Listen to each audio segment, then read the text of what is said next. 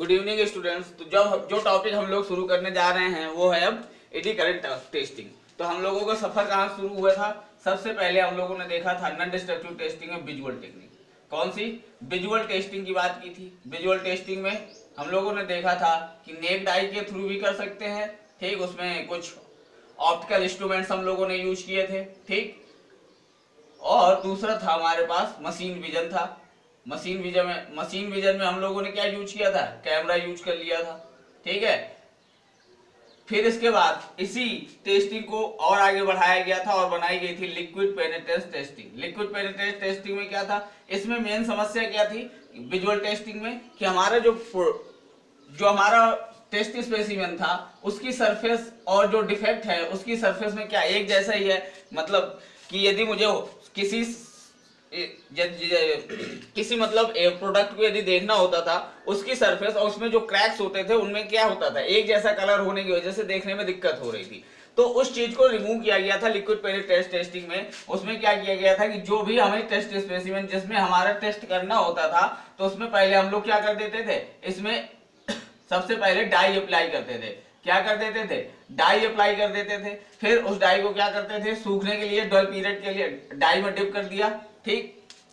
Die हो सकती थी या फ्लोरोसेंट, मतलब एक तरीके का लिक्विड हुआ करता था पेनिट्रेंट, ठीक है। उसको उसमें डिप कर दिया जाता था, या कहो कि हम लोग डाई पेनिट्रेंट या फ्लोरोसेंट पेनिट्रेंट इसमें अप्लाई करते थे। फिर उसे कुछ समय के लिए छोड़ दिया जाता था। फिर इसे क्लीन करके उसमें क्या कर दिया जाता था? डेवलपर अप्लाई कर दिया जाता था। तो डेवलपर अप्लाई करने से क्या होता था कि हमें जो टेस्टिंग होती थी वो क्या होती थी, डेवलपर के ऊपर अलग से ये आ जाते थे। तो अब जो सबसे बड़ा इस चीज का फायदा हुआ वो ये कि अब हमें अलग अलग क्या मिले, कंट्रास्ट बढ़ गया हमारे देखने का, जो क्या हो गया, कंट्रास्ट ब्रॉड हो गया। क्योंकि अब जो डिफेक्ट थे वो हमारे मटेरियल से क्या हो रहे थे, किसी अलग कलर में दिखाई दे रहे थे। जैसे यदि फ्लोरोसेंट यदि पेनिट्रेंट यूज किया गया तो चमक भी उनकी चमक होती थी अपनी, ठीक। किसमें? ब्लैक लाइट में या यूवी रेड में। तो इस तरीके से हमें डिफेक्ट डिटेक्ट करना इजी हो गया। लेकिन ये कैसी टेस्टिंग थी? ये टाइम कंज्यूमिंग थी। कैसी थी? टाइम कंज्यूमिंग थी, क्योंकि इसमें ढेर सारे ऑपरेशंस लग रहे थे और ये सारे ऑपरेशंस क्या कर रहे थे? टाइम को कंज्यूम कर रहे थे। क्या कर रहे थे?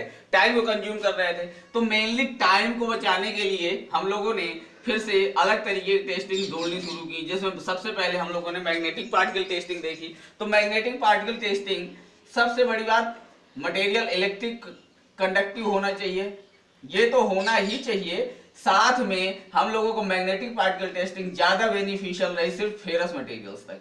कहां तक? फेरस मटेरियल्स तक ये टेस्टिंग कैसी रही? ज्यादा उपयोगी रही। उसका रीजन ये हुआ कि भाई फेरस मटेरियल ही इसमें क्या था, हमें एक मैग्नेटिक फील्ड चाहिए होती थी। क्या चाहिए थी? मैग्नेटिक फील्ड चाहिए थी, ठीक है। यदि मैग्नेटिक फील्ड होगी उसी के ऊपर तो मैग्नेटिक पार्टिकल आप अप्लाई कर पाएंगे, ठीक। मैग्नेटिक पार्टिकल उसी के ऊपर तो आप अप्लाई कर पाएंगे, ठीक। तो ये मैग्नेटिक फील्ड कैसी होनी चाहिए थी? स्ट्रांग होनी चाहिए थी। और ये स्ट्रांग मैग्नेटिक फील्ड सिर्फ और सिर्फ किन में मिल रहे थे? फेरस मटेरियल्स में। तो जो मैग्नेटिक पार्टिकल टेस्टिंग हो गई वो काफी हद तक लिमिटेड हो गई सिर्फ फेरस मटेरियल के लिए। तो अब हम लोगों को क्या हुआ कि भाई एक तो ये लिमिटेशन कि इलेक्ट्रिक कंडक्टिव मटेरियल ही होना चाहिए, दूसरा सिर्फ फेरस मटेरियल तक ही सीमित रहेगी। तो बाकी इलेक्ट्रिक कंडक्टिव मटेरियल का क्या किया जाए, उनकी टेस्टिंग कैसी की जाए? तो फिर आती है एडी करंट टेस्टिंग मेथड। इसमें मैग्नेटिक प्रॉपर्टी होने जरूरी नहीं है, इसमें जरूरी है कि मटेरियल क्या होना चाहिए, इलेक्ट्रिव कंडक्टिव होना चाहिए। कैसा होना चाहिए? मटेरियल इलेक्ट्रिक कंडक्टिव होना चाहिए। क्योंकि मैंने बताया था कि चाहे आप कैसा भी मटेरियल लें उसमें कुछ ना कुछ मैग्नेटिक फील्ड जनरेट होती ही है, और जब मैग्नेटिक फील्ड जनरेट होती है तो फिर क्या होता है, उसमें हर हाल में एडी करंट का जनरेशन भी होगा ही होगा, ठीक है। तो अब हमें किसको डिस्कस करने जा रहे हैं? इलेक्ट्रिक, ठीक है, एडी करंट टेस्टिंग को, ठीक है। क्लियर? तो देखते हैं क्या होता है एडी करंट टेस्टिंग में। क्लियर? ठीक है। तो ये सारी टेस्टिंग हम लोगों ने मैग्नेटिक पार्टिकल टेस्टिंग तक हम लोगों ने सारी टेस्टिंग्स को क्या कर लिया था, डिस्कस कर चुके थे, ठीक है। चलिए देखते हैं क्या होता है एडी करंट टेस्टिंग में। तो अब हम लोग डिस्कस करने जा रहे हैं एडी करंट टेस्टिंग। क्या डिस्कस करने जा रहे हैं? Eddy current testing. तो सबसे पहले एडी करंट टेस्टिंग का जो बेसिक प्रिंसिपल है वो बेस करता है फैराडेज का कौन सा electromagnetic induction principal, electromagnetic induction principal पे। किस पे? इलेक्ट्रोमैग्नेटिक इंडक्शन प्रिंसिपल पे। एडी करंट टेस्टिंग का जो बेसिक प्रिंसिपल है वो किस पे वर्क करता है? इलेक्ट्रोमैग्नेटिक इंडक्शन पे। किस तरीके से क्या होती है इलेक्ट्रोमैग्नेटिक इंडक्शन? आप लोग जानते हैं कि यदि किसी सरफेस पे आपने क्या कर दिया, किसी भी इलेक्ट्रिक कंडक्टिव मटेरियल पे यदि आपने करंट पास की, क्या की है? करंट पास की, तो वो यदि उसके पास कोई दूसरा टेस्ट स्पेसिमेन लाया जाएगा, ठीक है, या दूसरा मटेरियल लाया जाएगा, तो उसमें क्या हो जाती है? ऑटोमेटिकली ईडी करंट का जनरेशन हो जाता है। क्या होता है? ईडी करंट का जनरेशन हो जाता है, ठीक है। और यहां से निकलने वाली मैग्नेटिक फील्ड, यहां से निकलने वाली मैग्नेटिक फील्ड, क्योंकि क्या हो रहा है, यहाँ पे आपने एसी अप्लाई की है इसमें इलेक्ट्रिक कंडक्टिव मटेरियल में, यदि एसी अप्लाई किया तो वो क्या करेगी? मैग्नेटिक फील्ड लाइन जनरेट कर देगी इस तरीके से, ठीक। ये मैग्नेटिक फील्ड लाइंस इसमें क्या होंगी? ट्रांसफर होंगी, ठीक, और यहाँ पे ईडी करंट जनरेट करेंगी। और यदि ईडी करंट जनरेट हुई है तो इनकी अपनी मैग्नेटिक फील्ड होंगी, इसकी क्या होगी? ये अपनी मैग्नेटिक फील्ड जनरेट करेंगी। और ये मैग्नेटिक फील्ड क्या करती हैं? इस तरीके से बिहेव करती हैं कि जिस कारण से पैदा हुई हैं उसका क्या करती हैं? अपोज करती हैं। इसी को हम कहते हैं लेंज लॉ। तो ये जो ईडी करंट जिस कारण से प्रोड्यूस होती हैं, एडी करंट क्या होती हैं? जिस कारण से प्रोड्यूस होती हैं उससे क्या करती हैं? अपोज करती हैं। ये लेंज लॉ ने बात बताया। क्लियर? ठीक है। तो हमें क्या चाहिए? बेसिक प्रिंसिपल यदि देखा जाए, वर्किंग प्रिंसिपल कैसा है एडी करंट टेस्टिंग का, तो हमें सिर्फ क्या चाहिए? एक इलेक्ट्रिक कंडक्टिव मटेरियल चाहिए, इलेक्ट्रिक कंडक्टिव मटेरियल चाहिए विद एसी सप्लाई। कैसा चाहिए? विद एसी सप्लाई, ठीक है। उसमें एसी सप्लाई डाल दीजिए, ठीक, और उसको क्या कर दीजिए? उसको क्लोज करिए, पास ले जाइए किसके? Close to test specimen. किसके? टेस्ट स्पेसिमेन के पास ले जाइए। और यदि टेस्ट स्पेसिमेन के पास ले जाएंगे इलेक्ट्रिक कंडक्टिव मटेरियल को है, तो फिर क्या होगा? वहां पे ईडी करंट का जनरेशन होता है। क्या होता है? ईडी करंट का जनरेशन होता है। और ये ईडी करंट यदि क्या होता है? इफ डिफेक्ट्स इन मटेरियल में यदि डिफेक्ट है तो क्या होता है? Change in magnitude. अगर क्या होता है? Change in magnitude of current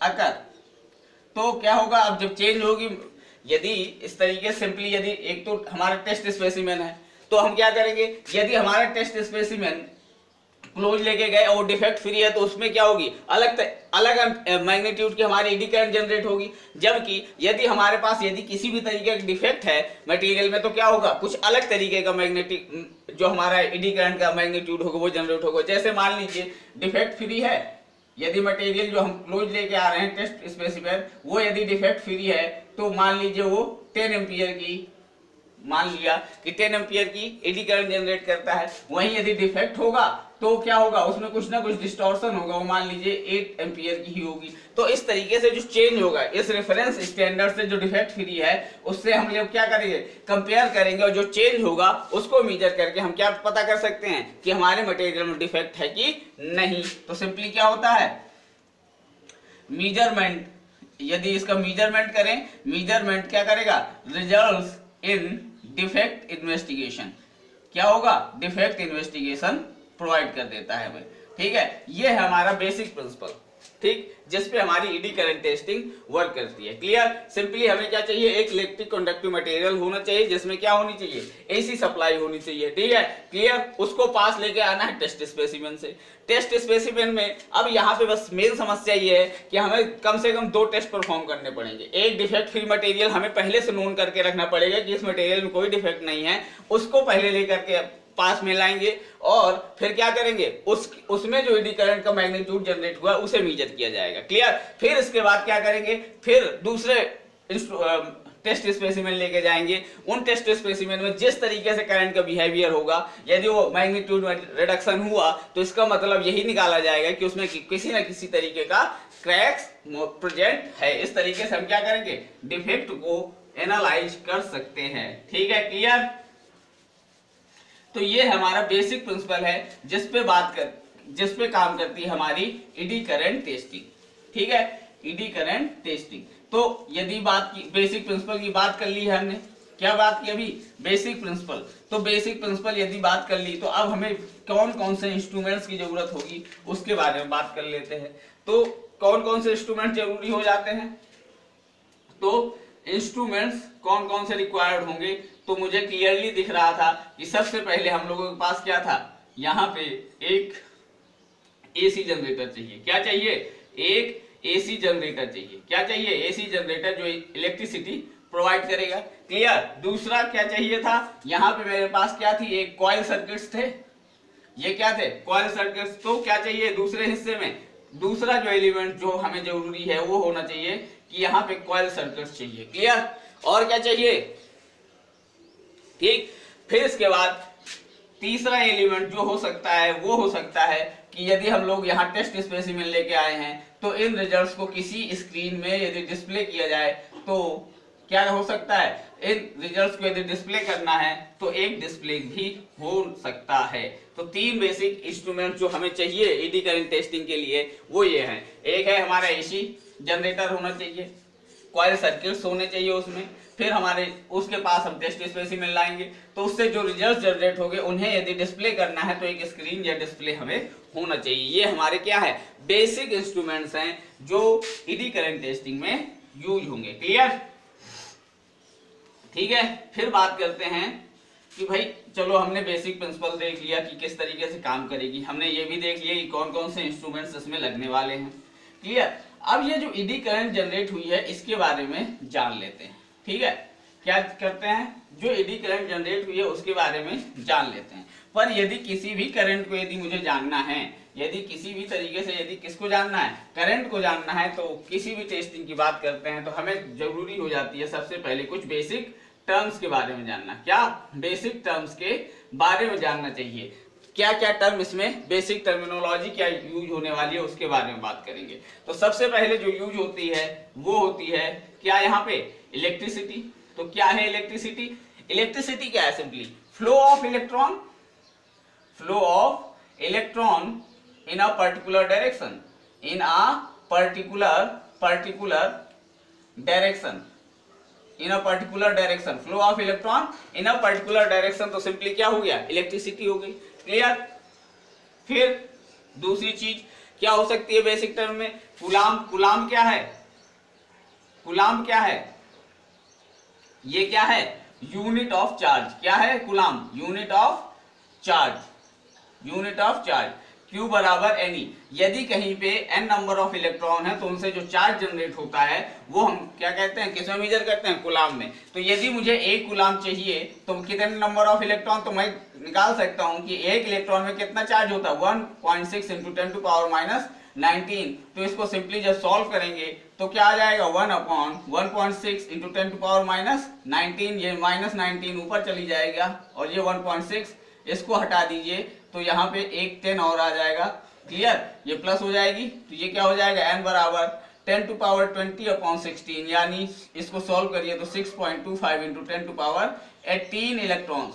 तो यानी एक कूलाम चार्ज यदि मुझे जनरेट करना है, कहीं पे एक कूलाम चार्ज जनरेट करना है तो मुझे कितने इलेक्ट्रॉन्स की, इतने इलेक्ट्रॉन्स की जरूरत पड़ती है। 6.25 इंटू 10 टू पावर 18 इलेक्ट्रॉन्स की जरूरत पड़ेगी।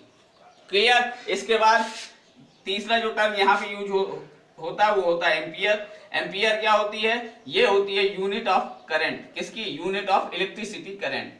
इलेक्ट्रिक करंट की जो यूनिट होती है उसे हम एम्पियर में मेजर करेंगे। ठीक है, यूनिट क्या है, यूनिट है ये। क्लियर। फिर इसके बाद नेक्स्ट जो टर्म यूज होता है ईएमएफ, या इसी को क्या कहते हैं, वोल्टेज डिफरेंस।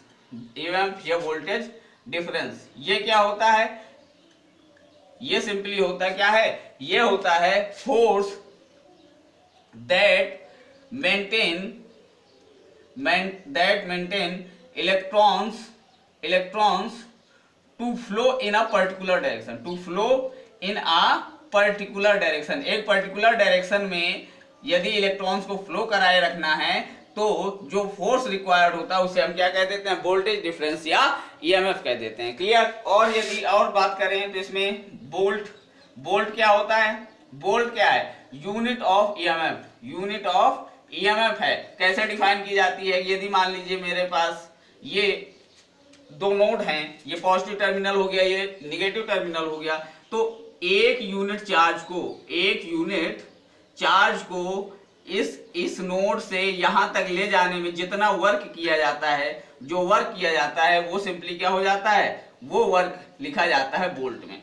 ठीक, जैसे यदि मुझे एक यूनिट चार्ज को इस टर्मिनल से उस टर्मिनल तक ले जाने में यदि 10 जूल वर्क करना पड़ा तो क्या हो जाएगा, ये सिंपली क्या हो जाएगा, इसका मतलब कि वहां पे 10 वोल्ट क्या वोल्टेज डिफरेंस है। क्लियर?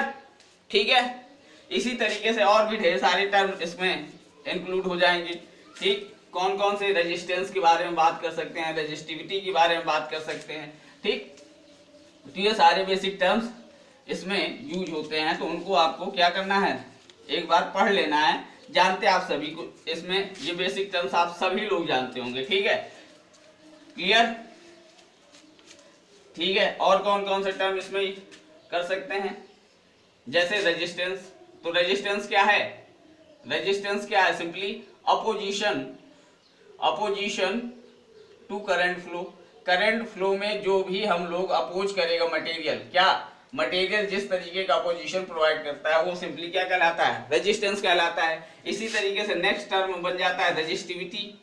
ठीक है, रेजिस्टिविटी क्या है, ये रेसिप्रोकल ऑफ कंडक्टिविटी। सिंपली दी कैसे जाती है, रो से, रो बराबर होता है RA/L। ये क्या है, रेजिस्टिविटी। रो क्या है, रेजिस्टिविटी। आर क्या है, रेजिस्टेंस। ए क्या है, area of cross section of the material. जैसे मान लीजिए ये वायर है, ठीक है, ये वायर है तो इसका जो एरिया ऑफ क्रॉस सेक्शन है ये ए, और ये क्या है, लेंथ।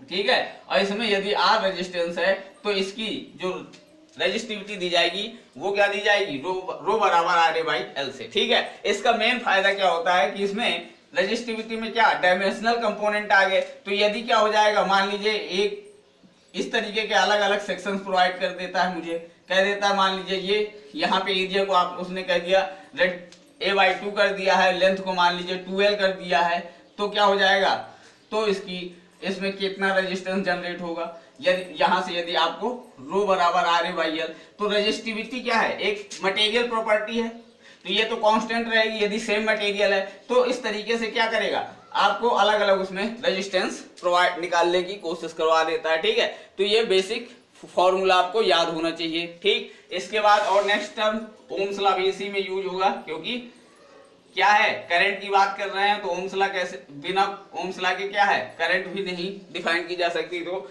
जो वोल्टेज डिफरेंस होता है वो करंट के डायरेक्टली प्रोपोर्शनल होता है, तो सिंपली V बराबर IR, इस पे बात कर लेते हैं, करेंगे। ठीक है, ओम्स लॉ भी यूज होता है। इलेक्ट्रिकल कंडक्टिविटी, ठीक, फिर इसके बाद करंट डेंसिटी क्या, सिंपली करंट डेंसिटी यानी J बराबर I/A, current per unit area की बात कर ले। इस तरीके से क्या ढेर सारे हमारे पास बेसिक टर्म्स होते हैं, तो वो बेसिक टर्म्स जो भी इलेक्ट्रिक में यूज होते हैं वो आपको पता होने चाहिए। ठीक है, तभी आप क्या करेंगे, आप ईडी करंट टेस्टिंग के बिहेवियर्स को इजीली जान पाएंगे, क्योंकि उसमें ये जो जब टर्म आएंगे तो आपको पता होने चाहिए। वैसे जनरली ये सारे टर्म आप लोग कुछ न कुछ सबके बारे में जानते होते हैं, तो एक बार ठीक से इन्हें क्या कर लेंगे, रिवीजन कर लेंगे। क्लियर? अब हम लोगों ने क्या देख लिया, बेसिक टर्मिनोलॉजी जो यूज होती है उसके बारे में बात कर ली, बेसिक प्रिंसिपल देख लिया, बेसिक जो इंस्ट्रूमेंट्स थे वो भी देख लिया। अब सी बात है कि अब क्या चाहिए हमें, इसका मतलब अब हमें ईडी करंट के बारे में बात करनी है। तो क्या है ये ईडी करंट, कैसे होती है, क्या दिखती है, कैसे फ्लो करती है, ये इस बारे में बात करते हैं। ठीक है, तो सबसे पहले फर्स्ट ईडी करंट, मान लीजिए आपने यहां से एसी जनरेटर लगा रखा है, आपके पास ये कॉइल है, ठीक है, और यदि आपने किसी मटेरियल को यहाँ पे यूज किया, ठीक, तो इस मटेरियल में जो ईडी करंट जनरेट होती है हमेशा कैसी होती है, जिस तरीके से आपका कॉइल का शेप होता है, ये parallel to coil shape, circular कैसी होती है, ये सर्कुलर जनरेट होंगी। जैसे मान लीजिए ये कॉइल है, ठीक है, उसी तरीके से ईडी करंट भी जनरेट होती है। कैसी होती है, ईडी करंट भी इसी तरीके से जनरेट होंगी। ठीक है, ये कैसी होती हैं, जो मेरी कॉइल का शेप है, कॉइल का जो इसके पैरेलल ही होती हैं। कैसे, कॉइल के शेप के पैरेलल डायरेक्शन में या कॉइल की बाइंडिंग के पैरेलल डायरेक्शन में, सर्कुलर डायरेक्शन में एडी करंट का जनरेशन होता है। ठीक है, और क्या करती हैं एडी करंट्स, लेंज लॉ ने बता ही रखा है हमने कि उस कारण का विरोध करेंगी जिस कारण से वो उत्पन्न हुई हैं। क्लियर। तो ये सिंपली क्या होती हैं, जो एडी करंट की जो पहली वो है, ये कैसी होती हैं, parallel to turns of coil, parallel to turns of coil, and कैसी होती हैं, क्लोज्ड सर्कुलर लूप। क्या बनाती हैं, क्लोज्ड सर्कुलर लूप क्रिएट करती हैं, क्लोज्ड सर्कुलर लूप क्रिएट करती हैं। क्लियर। ठीक है, और इसके बाद और क्या बात कर सकते हैं, और कैसी होती हैं, तो सबसे बड़ी बात कि इन एडी करंट जो होती हैं ये क्या होती हैं, इनका जो पेनेट्रेशन, डेप्थ ऑफ पेनेट्रेशन है, डेप्थ ऑफ पेनेट्रेशन कैसा होता है, depth of penetration gradually reduce करता है। कैसे, ग्रेजुअली रिड्यूस करता जाता है। कैसा करता जाता है, ग्रेजुअली रिड्यूस करता जाता है। मतलब कैसे कि मान लीजिए एन डेल बराबर 1/e की पावर n से, ये दिया जाता है N del equal to e की पावर n से। मतलब यदि ये मेरे पास मटेरियल है, ठीक है, तो इसको एक फिक्स उसमें क्या कर ले, छोटे छोटे स्लाइस में से कट कर दीजिए। ठीक है, तो जो ये पतली सी स्लाइस बन के आपको मिलेगी, इस तरीके से मटेरियल की छोटी छोटी स्लाइस मिल जाएंगी। ठीक, एक पर्टिकुलर थिकनेस की, डेल की। ठीक है, तो एक डेल, यदि एक डेल पे बात करें तो जो एडी करंट की होगी वो क्या होगी, 1/e, क्या होगी, 1/b। इसी तरीके से 2 यदि डेल पे बात करें तो ये कैसी हो जाएगी, e स्क्वायर, 1/e²। तो ये e क्या है, पॉजिटिव वैल्यू होती है 2.74 के आसपास। ठीक है, तो ये क्या होती है, लगातार बढ़, ये e नीचे यहाँ पे रेसिप्रोकल वाले हिस्से में क्या, e की वैल्यू बढ़ती चली जाएगी। तो इसका मतलब डेप्थ ऑफ पेनिट्रेशन लगातार क्या होती जाएगी, डेल की वैल्यू क्या होती जाएगी, घटती चली जाती है। क्लियर। ठीक है, ये चीज होती है। क्लियर। और तो इसका मतलब यदि मुझे ओरिएंटेशन की बात करनी है तो कॉइल जिस डायरेक्शन में होगी तो कॉइल के जो टर्न्स होंगे उन्हीं के पैरेलल क्या होगी, एडी करंट का जनरेशन होता है। ठीक, ये बेसिक प्रॉपर्टीज हैं किसकी, एडी करंट की, कि कैसे होती है, पैरेलल टू, कैसे जनरेट करेंगी, parallel to turns of coil, close circular loop बनाएंगी। डेप्थ ऑफ पेनिट्रेशन कैसा होगा, ग्रेजुअली रिड्यूस करता चला जाता है। कैसा होता है, ऊपर सबसे ज्यादा स्ट्रेंथ होगी, फिर नीचे यदि एडी करंट की बात करें तो और कम होगी, फिर और कम होगी, और कम होगी। इस तरीके से ग्रेजुअली क्या करती जाती है, रिड्यूस करती जाती है। क्लियर। तो ये बेसिक क्या है, फीचर्स हैं जो एडी करंट के साथ होते हैं। ठीक, तो इस तरीके से हम क्या कर एडी करंट के बारे में जान चुके। अब यदि मैंने ये जान लिया कि एडी करंट इस तरीके, भाई क्लोज सर्कुलर लूप बनाती है, पैरेलल टू टर्न जनरेट होती है, और इसका डेप्थ ऑफ पेनिट्रेशन क्या करता है, ग्रेजुअली रिड्यूस करता जाता है। ठीक है, इतना जान लिया हम लोगों ने। तो अब बात करते हैं भाई, यदि ये क्लियर है तो अब कौन कौन से फैक्टर्स अफेक्ट करेंगे, किसके बारे में बात करेंगे, कर लेते हैं भाई, factors affected to eddy current. Factors affected to eddy current, कौन कौन से फैक्टर एडी करंट को अफेक्ट करते हैं। तो सबसे पहला जो फैक्टर करंट को अफेक्ट करता है एडी करंट को, वो होते हैं डिफेक्ट्स। क्या होते हैं, डिफेक्ट्स। डिफेक्ट्स में वो भी कौन कौन से, चाहे क्रैक्स हो, ठीक है, और चाहे कोरोजन हो। ठीक, क्रैक्स कैसे हो भाई, देखो मान लीजिए ये मटेरियल है, क्लियर,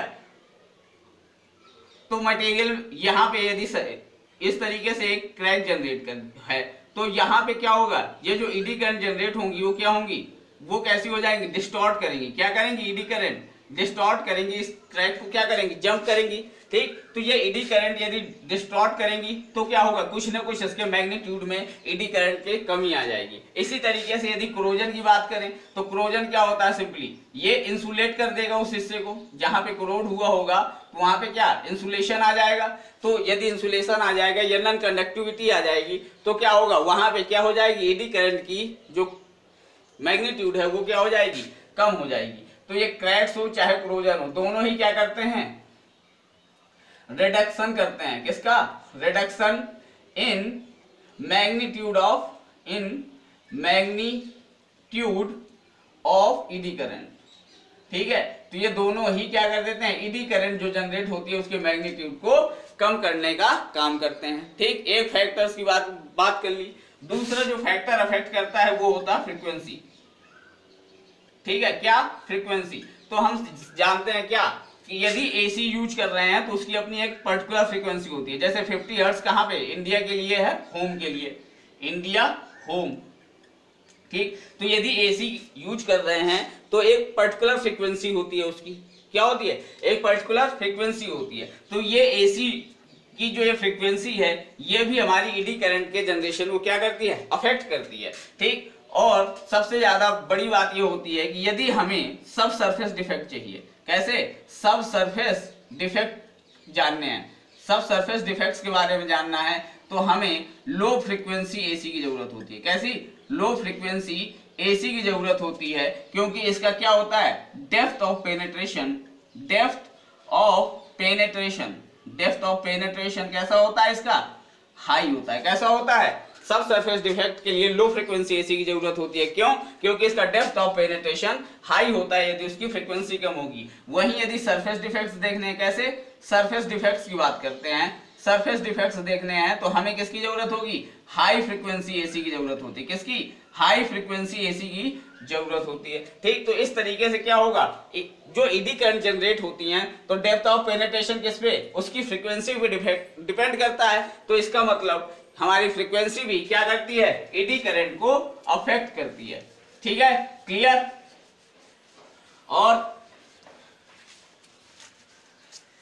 और जो दूसरा फैक्टर है उसे हम क्या कह सकते हैं, प्रॉक्सिमिटी। ठीक है, प्रॉक्सिमिटी। ठीक, तो नेक्स्ट फैक्टर की बात करें तो क्या है, प्रॉक्सिमिटी। प्रॉक्सिमिटी की बात कर लेते हैं।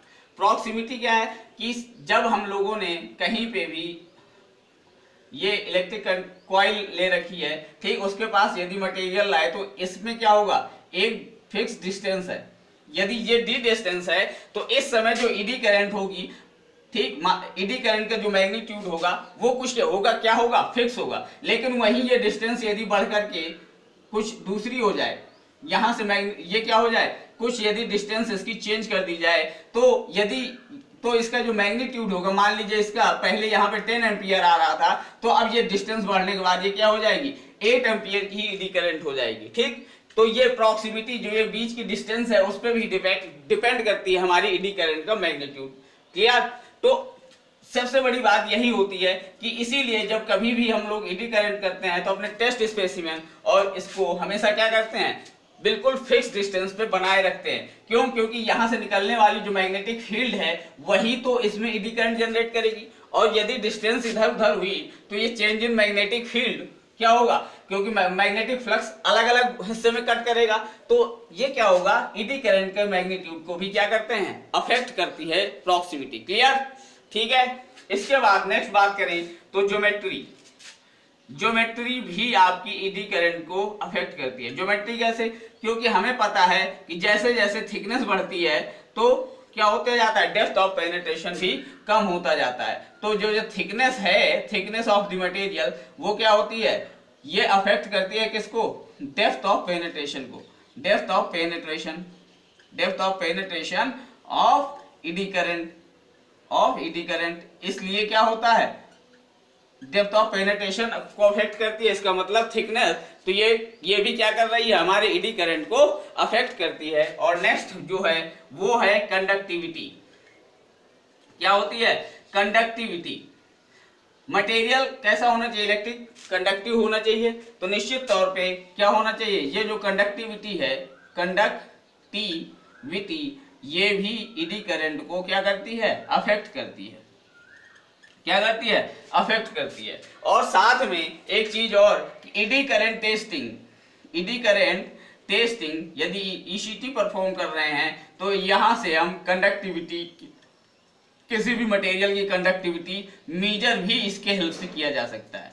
क्या कर सकते हैं, किसी भी मटेरियल की कंडक्टिविटी को भी मेजर किया जा सकता है। मतलब किस तरीके से, क्योंकि इसमें क्या है, सिंपली करंट ही तो फ्लो कर रही है। यदि किसी मटेरियल में करंट, आपने ईडी करंट जनरेट की, तो यदि ईडी करंट जनरेट की है तो रो रेजिस्टिविटी निकाल लेंगे हम, रो आर ए बाई एल से, ठीक। रो आर ए बाई एल से हम मटेरियल की क्या रेजिस्टिविटी निकाल लेंगे, और कंडक्टिविटी होती क्या है, तो आप यदि कंडक्टिविटी भी क्या कर सकते हैं, कैलकुलेट कर सकते हैं ईडी करंट टेस्टिंग की मदद से, ठीक है। साथ में क्या फायदा होंगे, यदि आपने किसी मटेरियल की कंडक्टिविटी निकाल ली है, यदि आपने किसी मटेरियल की कंडक्टिविटी निकाल ली तो आपको क्या क्या फायदे हो सकते हैं उसके बारे में बात कर लेते हैं, ठीक है। तो यदि आपने किसी मटेरियल की कंडक्टिविटी निकाल ली है तो उससे क्या क्या फायदे हो सकते हैं उसके बारे में बात कर लें। तो भाई यदि आपने कंडक्टिविटी निकाल ली, किसी मटेरियल की कंडक्टिविटी निकाल ली, तो आप क्या जान सकते हैं कि वो उसमें बेस मेटल कौन सा है, वो मटेरियल कौन सा है, इसके बारे में, क्योंकि सबकी कंडक्टिविटी क्या होती है, डिफरेंट होती है, या उसमें एलॉयज कौन कौन से हैं, ठीक, इसके बारे में भी जान सकते हैं। या फिर और क्या बता सकते हैं, थिकनेस ऑफ कोटिंग, यदि उसमें किसी तरीके की कोटिंग हुई है तो भी आप जान सकते हैं। कैसे, क्योंकि यदि मान लीजिए ये मटेरियल है, ठीक, और यहाँ पे क्या ऊपर यदि किसी तरीके की कोटिंग की गई होगी तो यहाँ पे कंडक्टिविटी क्या आ जाएगी, कुछ अलग आएगी, और जब मटेरियल के नीचे वाले हिस्से में मेजर करेंगे तो वहां पे कंडक्टिविटी कुछ अलग आएगी। तो उन दोनों के जो डिफरेंस जहां से स्टार्ट होगा वहां से हम क्या कर सकते हैं, थिकनेस भी मेजर कर सकते हैं। क्लियर। तो इस तरीके से हम क्या क्या कौन कौन, तो हम लोगों ने क्या देख लिया, कौन कौन से फैक्टर हैं जो अफेक्ट करते हैं हमारी ईडी करंट को। तो कौन कौन से फैक्टर्स अफेक्ट करते हैं, सबसे पहला डिफेक्ट्स, ठीक, तो ये डिफेक्ट्स अफेक्ट करते हैं ईडी करंट को, इसीलिए डिफेक्ट को डायग्नोस करने के लिए भी काम करती है। दूसरा प्रॉक्सिमिटी अफेक्ट करती है, फ्रीक्वेंसी अफेक्ट करती है, ठीक है, फ्रीक्वेंसी अफेक्ट करती है। क्लियर। और कंडक्टिविटी भी अफेक्ट करती है, कंडक्टिविटी भी अफेक्ट करती है, और हमारे मटेरियल की ज्योमेट्री यानी थिकनेस भी अफेक्ट करती है, ठीक है। तो आज के लिए हम लोग यहीं तक रखते हैं, ठीक है। क्लियर। तो हम लोगों ने क्या क्या देख लिया, फैक्टर्स तक हम लोगों ने इसको डिस्कस कर लिया, ठीक है। अब हम लोग कल क्या देखेंगे, कौन से इसमें इंस्ट्रूमेंट्स रियली में यूज होते हैं, ठीक है, और इसके एडवांटेज क्या है, ठीक, लिमिटेशंस क्या हैं, ये हम लोग नेक्स्ट लेक्चर में क्या करेंगे, कवर कर लेंगे, ठीक है। क्लियर। अभी आज के लिए इस लेक्चर के लिए इतना ही, ठीक है। Thank you.